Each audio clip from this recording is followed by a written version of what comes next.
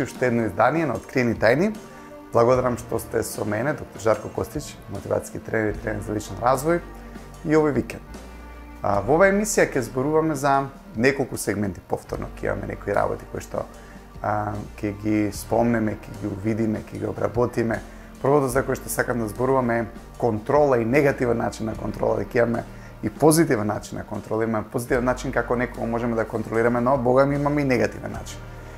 Сега, негативниот начин на контрола е во насока на обично менување на некого по наша желба, тоа што ние мислиме дека треба тој да биде, ние мислиме како тој треба да се однесува, сакаме да го имаме, сакаме да го поседуваме, се плашиме да не го загубиме некој човек и обично тука доаѓа тие негативни начини на контрола. Да земеме еден обичен пример од секој ден. Вие имате некое момче кое што се заљубило во некоја девојка или девојка се заљубила во некое момче и можеби момчето или девојката биле комуникативни, слободни, зрачеле со енергија, девојката се заљубила во таквото момче или момчето се заљубило во таквата девојка, ќе почнат да бидат заедно, ќе се стават и прстен, ќе се верат, ќе се земат и не мора да дојде до тоа, едноставно почнува врската. И оно што се случува е, окей, се кај имаш ти да излагаш со другарите, дај дојди до мене, немој да одиш, не знам, таму и таму, едноставно сака да го земе за себе, сака да го смени, но девојката не заборавила дека се заљубила во момчето кој што ги имал тие карактеристики. Гледате на почетокот, баш во тоа девојчево се заљубила во момчето, или момчето се заљубил во таа енергија, позитивност, комуникативност на девојката со која што таа зрачи. Но тече животот, доаѓа до моменти каде што се вметнува таа негативна контрола и луѓето секако дека протестираат кон таа негативна контрола, настанува негативна комуникација. Кога има негативна контрола, секако дека ќе има негативна комуникација, почнуваат тие негативни односи, човекот си ја сака, не знам, својата слобода, но суштински таа контрола, мислам дека се сведува на страф од загуба на некој човек. Може би девојката почнува да мисли, окей, премногу комуницира, дали ќе дојде во контакт со некоја друга девојка, боле да биде до мене, нема што цело време да е во толку комуникација, ама така се запознале, гледате, така излагале на почетокот во такво друштво, каде што имале убава комуникација. Точно е дека животните насоки и патишта се менуваат со текот на времето и соодветно е, нели, да се формира и тој фамилиарен однос, каде што повеќе дел од времето човекот ќе остане и дома и ќе развија таа динамика и енергија на фамилијата како група, но во дадени ситуации човеков протестира поради тоа што сопругата или девојката едноставно не го толерира веќе тоа битие кој што тој бил, или обратно, сопругот повеќе не ја сака и не ја прифаќа каква што таа била. На почетокот идеме во насока да го смениме некој човек. Сега, станува збор за луѓето некош менуваат некој кој што стварно си е чесен, етичен, среќен. Воопшто не станува збор дека момчето гледало во други девојки, ниту па е заинтересиран. Едноставно му се допаѓа тој тип на комуникација, доди на семинари за подобрување и така натаму. И сега девојката, не, ќе бидеш тука, ќе бидеш со мене, го контролира и момчето почнува да се менува во некоја верзија од себе која што не е. Точно е дека има дадени ситуации во животот кои што треба да ги промениме. Дека имате некој човек кој што трнал по погрешен пат и треба тој да се смени, но и за тоа има начин како да му се приде на тој човек за самиот тој да се промени. Но имате и ситуации каде што имате некој човек кој што воопшто не трнал по погрешен пат. Патот е добар, но дадени ментални работи, умствени бубачки кои што некои луѓе ги имаат, ги тера да почнат да контролираат некого поради тоа што мислат дека ќе го загубат. Имаат страв да не загубат некого и сега настанува таа скриена, суптилна контрола. Можеби не е така отворена, ти нема да идеш никаде, ама добро почнуваат контролни механизми, каде што на другиот човек почнува можеби тоа да му смета, но она што се случува, фактички станува збор за страв и станува збор за недоверба во другиот човек. И тогаш навлегува таа контрола која што почнува некојаш на луѓето да им пречи. Сега, таа контрола доаѓа од страв, можеби на девојката да го загуби момчето, или Гледате, имате ситуација каде што девојката се плаши да го загуби момчето, ами момчето се плаши да ја загуби девојката и момчето почнува да се менува во форма која што ќе сака да го обликува неговата девојка. Сега можеби момчето било не знам, харизматичен човек кој што имал доста комуникации, кој што бил ведар и однаш се претвара во некоја индивидуа според барањата на неговата девојка, сопруга и така натаму во некој човек кој што воопшто не е. Гледате, се менува во некој идентитет, во форма која што самиот тој не е тоа. Зошто се менува? Поради тоа што и тој се плаши дека ако не се смени, ќе настанат конфликти, ќе настанат кавги и повторно се плашиме да не изгубиме некого. Знаете, нема потреба да изгубиме некого ако имаме убава комуникација, ако имаме верба, ако им ги кажеме нашите цели, ако им ги кажеме нашите планови во животот, ако им доставиме до знание дека едноставно ги гледаме во планот и во сцената во нашата иднина тие што се до нас, нема потреба да се плашат дека ќе не загубат. Така, нема потреба да се плашиме дека ќе загубиме некого, ако тој со неговата енергија, со неговата комуникација, со неговата гестикулација, исто така ни дае до знание дека нема потреба да се плашиме.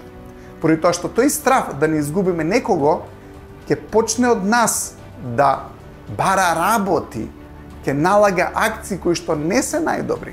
Затоа што ќе сакаме, за да го исконтролираме некого, да го смениме во начин на кој што ние мислиме дека е безбеден идентитет и безбедна форма за нас, затоа што нема да го изгубиме во тој момент тој човек. Но дал сме ние среќни што сте го смениле тој човек? Не. Поради тоа што сме направиле верзија од некого кој што ние не ја сакаме. Ние не сме се заљубиле во таа девојка која што сме ја направиле сега да биде тука покрај мене дома, никаде да не излезе. Не сме ја сакале таа, не сме се заљубиле ние во таа девојка. Девојката не се заљубила во дечкото кој што си е дома и роботски ја слуша девојката или жена му све што ќе му каже. Не го сака. Зошто? Поради тоа што на почетокот сме се заљубиле во верзијата која што сме ја виделе и која зрачела со позитивна енергија. Како би било да продолжиме со истиот став, со истата мисла, како на самиот почеток. И на самите почетоци, колку е поубаво, баш поради тоа што се заљубуваме и сме во комуникација со идентитетот или со човекот кој што стварно е пред нас. Сега, многу често луѓето имаат некакви фикс идеи како нивниот партнер треба да биде, воопшто не гледаат дека пред нив го нема тоа. Имаме некои фикс идеи. Така треба да ми биде девојката, така треба да ми биде сопругата и сега со таа слика која што некои луѓе ја имаат, тоа е безбедната верзија за нив. Така треба да биде и со тоа ќе сум среќен. Не значи дека таа верзија не е добра, но го немате тоа пред вас. Тоа не е пред вас. Фактички имате друг човек. И сега она што се случува, оваа слика заедно со реалноста, тоа што е човекот пред нас, не соодветствува. И многу често, за жал, сакаме да го смениме тој човек во оваа верзија која што ми одговара на нас, ама можеби не му одговара на него. Сега, не е лошо ако таа верзија е супер и ако тој човек не се согласи со таа верзија, и он сака да биде тоа. Но многу често се наметнуваат идентитети кои што воопшто партнерот не се согласил да биде тоа. Не ни сака да биде тоа. Протестира да биде тоа. Или некојаш ќе попушти на притисокот и ќе стане тоа, ама не е среќен со сам себе. Поради тоа што се загубил сам себе. Во желба да му удоволиме на некој друг човек и едноставно да не ни вика, да нема караници, да не протестира. Океј, ќе бидам тоа што ти го бараш од мене. И стануваме некој лик кој што самите ние не се препознаваме. Така? И во таа кожа не сме среќни. Зошто? Поради тоа што не е нашата кожа, поради тоа што не е нашиот идентитет, поради тоа што тоа не сме ние.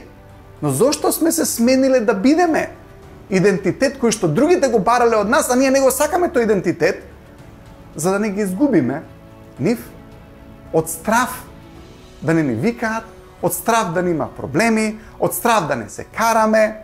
Ете, стравот е емоција која што налага ние да се смениме во нешто кое што не сме, само за да го задржиме другиот, но и другиот човек не тера и не манипулира манипулира, кога ќе кажам, не значи на лош начин, ајде да кажеме контрола, иако во овој начин контролата е лоша за кој што зборов, не тера да одиме во некој идентитет, така, и облик на живот кој што ние не сме, само затоа што тој се плаши да не ни изгуби нас. Ете, стравот го имате во двата правци, од двете страни.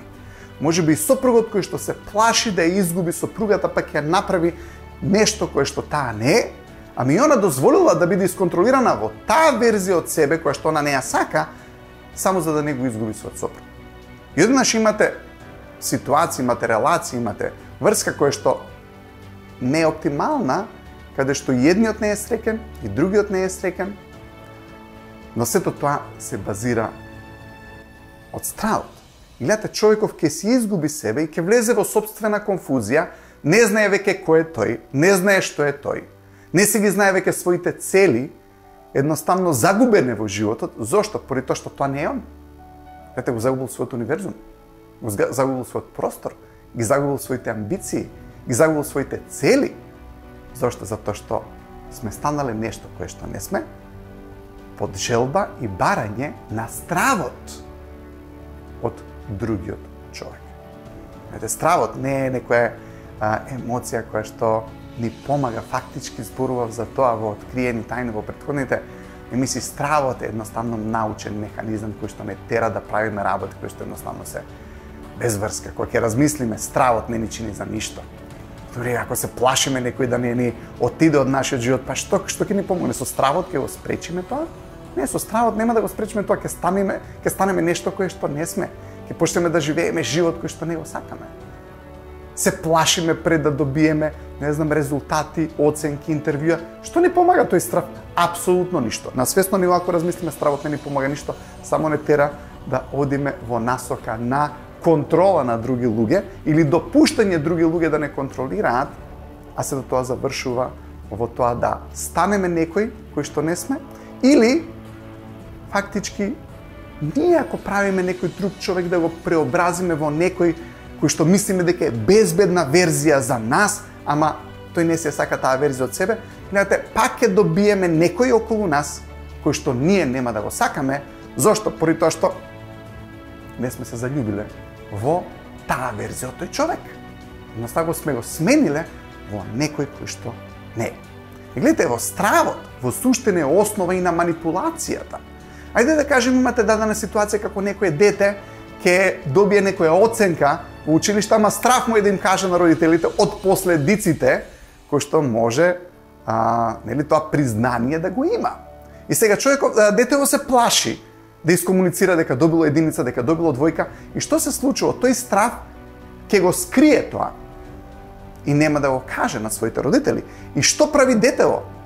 За да ја одржи таа ситуација, да не го откријат што направил, ќе почне да манипулира. Ама добро, како ти се оценките? Ама уште не ми испрашале. Гледате, почнуваме да лажеме во такви ситуации. Зошто? Од страв да ја кажеме вистината. Затоа што е храброст да ја кажеме вистината. Гледате, кога ќе кажеме вистината, не криеме ништо, нема потреба никого да манипулираме. Фактички стравот не тера да станеме верзија од нас, кои што сме манипулатори, само за да не дозволиме вистината да излезе на виделина. Вистината, ако не излезе на виделина, мораме да ја криеме таа работа. Ако се плашиме да ја кажеме вистината, мораме да го криеме нештото.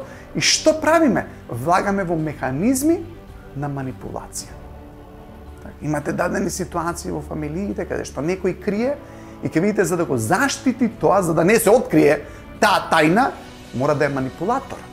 Мора да кажува мали лаги. Мора да изместува малку вистината. Мора да прави планови и стратегии како да не го откријат. Ама сето тоа влага во тој домен на манипулација. И во фактички човекот кој што манипулира едноставно е во страв да не се открие тоа што го направил. И обично станува збор за грешка. Ете, колку е убаво ако грешката можеме да ја соопштиме, ако грешката можеме да ја кажеме. Немам потреба после тоа да манипулирам никого. Едноставно сум го извадил тоа што сум го направил на виделина, сум се ослободил И едноставно почнувам релацијата со другите луѓе да ја подобрувам, затоа што ни една релација која што се базира на лага, криење и тајни, на крај нема да биде добра. Зошто? Поради тоа што ќе се јави тој порив да се манипулира со вистината, да се манипулира со зборовите, да се манипулира со емоциите. Ама сега ти гледа што ми направи. Зошто? Затоа што едноставно ќе мораме да се заштитиме, некој да не праша нешто и ќе почнеме да напаѓаме, ќе почнеме да бараме причини зашто некој не сгрешил и така натаму. Ама се е тоа во насока на штитење, некој да не ја види вистината и да не дојде до работите кои што сме ги сгрешили. Секој човек греши, секој човек му се случуваат работи кои што едноставно не е горд дека ги направил, но тоа е фактички нешто кое што на нас најмногу ни тежи. Колку е убаво, имате некој дете кој што мисли кој знае што направило, едноставно ќе го искомуницира тоа со своите родители, ќе му олесни и ќе видите дека вниманието веќе не му е на нешто кое што направил, кое што сгрешил и оди во животот и едноставно храбро се соочува со тоа. Но тоа е се дел од разбирање на животот, разбирање на нашите постапки, но почнав да зборувам за страв и го поврзав со негативна контрола, се го поврзувам страв да не ме открија дека нешто сме сгрешиле, не прави да одиме во насока на манипулација, прикривање на сето тоа нешто што се случило и така натаму, ама ништо тоа не ни дава рад, ништо тоа не ни дава мир, ништо тоа не ни дава спокој. Контролата која што е убава во суштина е во насока на ајде да видиме што можеме да направиме за другите луѓе кои што на нив им треба. Вистински убавата контрола се состои од ајде да видам што е тоа што можам да го дадам на другите луѓе кои што тие го сакаат за нивниот живот, за да ги постигнат своите цели и дали можам јас со мојот живот, со мојата енергија, со моето знаење, со мојот труд да му помогнам на тој околу мене да биде тоа што сака тој да биде. Секој стана збор за нешто што е позитивно, креативно и конструктивно како идентитет. Може би нас не ни се свиѓа, може би тој е некој друг човек кој што си има своји визии, своји цели, своји планови, своји идеи, секако конструктивни, колку можеме да му помогнеме тој да го оствари тоа. Никој не протестира на тоа. Гледате, кој у суштина ќе му помогнеме искрено на некој човек, тој допушта ние да го контролираме. Апсолутно. Ако јас знам дека некој човек има добри намери кон мене и сака да ми помогне да ја постигне мојата цел, јас се препуштам на неговата контрола. Но ако знам дека некој човек сака да ми наметне нешто кое што не сакам, кое што не е добро, или човек кој што можеби не е искрен и честен со мене, ја ќе ја спречам таа контрола. Така, дури кога имаме, не знам, обуки за техники, за продажба, со фирми и така натаму, многу е важно да се знае вистината за некој продукт.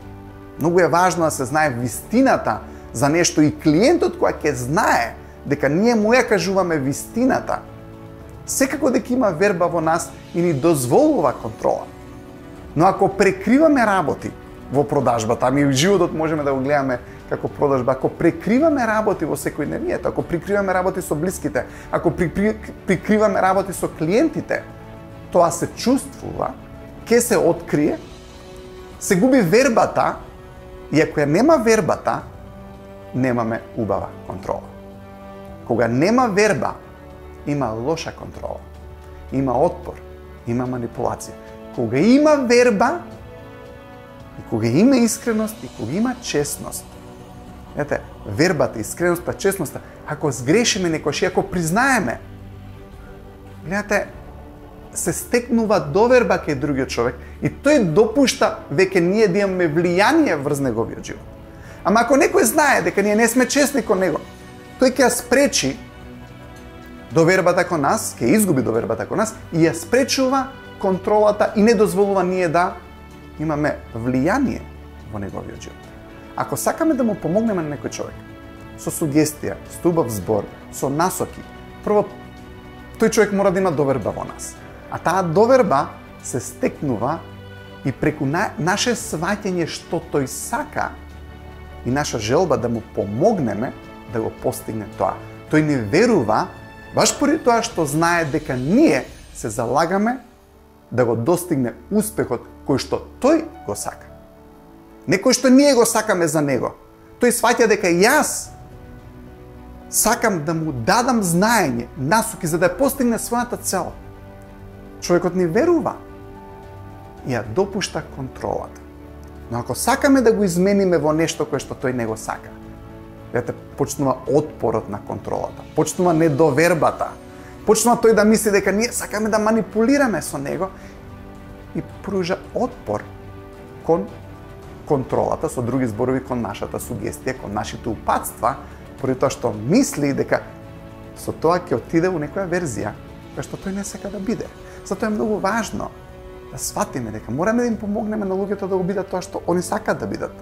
Некоја убава, добра, креативна, конструктивна верзија која што тие одбрале, не зборам за некои негативни идентитети кои што тие мислат дека треба да бидат, не, тогаш ще мораме да им помогнеме на тоа. Но и таму можеме да дадеме предлози, сугестии, знаење, увидувања зошто тој идентитет не би бил добар, но на многу убав начин. Но ако некој човек одбрал цел, идентитет, нешто кое што сака да го игра во играта на животот, нешто што сака да биде, и ако знаеме дека тоа е конструктивно, зошто не му го дадеме тоа? И уште нешто што сакам да зборувам во откриени тајни е само за крај. Ако почнеме да го гледаме убавото во животот и во околината, негативните работи од нас се тргаат. Ако почнеме да гледаме убавина во животот, ако почнеме да гледаме убавини и добрина во луѓето, од нас излегува уште поголема добрина, уште попозитивна енергија. Доколку почнеме да гледаме негативност кај другите луѓе, тоа само ја разгорува негативноста кај нас. Тоа е феноменот на огледал. Ако го гледам убавото, кај мене доаѓа убавото. Но јас за да го гледам убавото, кај мене мора да го има убавото, нели? Велат, потребно е да си генијалец за да видиш генијалност во другиот. А разочараниот човек секогаш ќе бара причина да биде разочаран заради неговата разочараност. Но тоа што ни кажува, за да ја смениме натрешната наша емоција, мораме да почнеме да гледаме убавина и добрина во другиот човек. Дека нештото кое што го гледаме во нас е добро. И колку повеќе убавина најдеме во животот, толку помалку животот може да не повреди. Колку повеќе убавина најдеме во животот, толку помалку животот ќе не повреди. Ние се повредуваме фактички од гледање или некогаш барање премногу негативности во животот. Она што мораме да го најдеме, убавите, позитивните и добрите работи во околината, во светот, во пријателите. Гледате, дури ако видите во односот со децата и со пријателите, ако дојде некој родител и му каже се негативно на детево, детево не верува на родителот затоа што не е објективен. Но ако родителот каже, синко, овие се убави работи кај тебе, овие се убави работи, овие се убави работи, тие се убави работи кај тебе. И му набрави многу поубави работи отколку што ќе му набрави негативни работи. Он ќе му наброи 5 убави работи, ќе му речам овие 2 работи, синко, мора да ги смениш.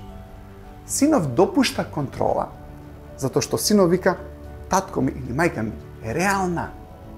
Затоа што ми каже 5 убави работи, ама и овие 2 неубави работи што ми ги кажа, гарант се вистина, затоа што мајка ми или татко ми видеа 5 убави работи кај мене. Затоа што човекот е реален на тој начин. Ама ако на некој човек му кажеме само негативни работи, што вика другиот човек, овој е нереален. Затоа што не ги виде убавите работи кај мене, а ние знаеме дека имаме убави работи. Може би животот работел негативно на нас и од нас почнали да излагат повеќе негативности, но можеме тоа да го смениме. Можеме да го смениме и можеме да ги подобриме луѓето ако почнеме да им кажуваме колку убави работи имаат. Може би имате некој човек кој што никој околу него долго време не му кажал ништо убаво за него. Најдете убави работи кај луѓето, кажете им ги. Поради тоа што некој човек одамна нема слушнато ништо добро за себе си. И благодарам што бевте со мене во оваа откриени тајни. Се гледаме повторно